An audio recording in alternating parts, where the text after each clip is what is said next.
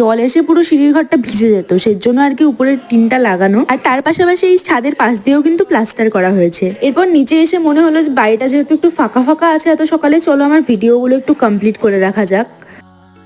তাই টুকটাক এডিটিংয়ের কাজ ছিল, সেগুলো সারছিলাম। মা হঠাৎ ডাকলো যে এই যে ভোগ দিয়ে দিয়েছি, তুই যদি ছবি তুলতে যাস তাহলে তুলে নে এখনই। তো মা আজকে দ্বাদশীর ভোগের জন্য এত সকাল সকাল একদম ভোগের প্রিপারেশন করছিল। গিরিধারী থাকাকালীন কোনোদিনই ভোগ দেওয়া হয়নি, কারণ অন্য ভোগটা গিরিধারীকে দিতে দেয় না সবার দ্বারা। এখন যেহেতু শুধুমাত্র গোপালই আছে, সেজন্য এখন মা প্রত্যেক দ্বাদশীতেই ভোগটা দেয়। আর গোপালের ভোগ দেখে তো আমি আর লোভটা সামলাতে পারিনি, তাই ঝটপট গিয়ে স্নানটা সেরে এলাম। তারপরে যে নিজের পারস বেড়ে একদম খেতে বসে পড়েছিলাম। আচ্ছা, তোমরা কে কে আমার বাংলা ব্লগ পছন্দ করো নাকি হিন্দিতে ব্লগ বানালে ভালো হবে? এটা কাউকে কপি করতে চাইছি না আমি, কিন্তু আমাকে অনেকেই বলেছে হয়তো হিন্দিতে ব্লগ বানালে অনেকের জন্য দেখতে সুবিধা হবে এবং রিচও বাড়বে। তো কে কোনটা দেখতে চাও আমাকে কমেন্টে জানিও, আমি সেইভাবেই বানাবো। আজকের জন্য এতটুকুই, টাটা, রাধে রাধে।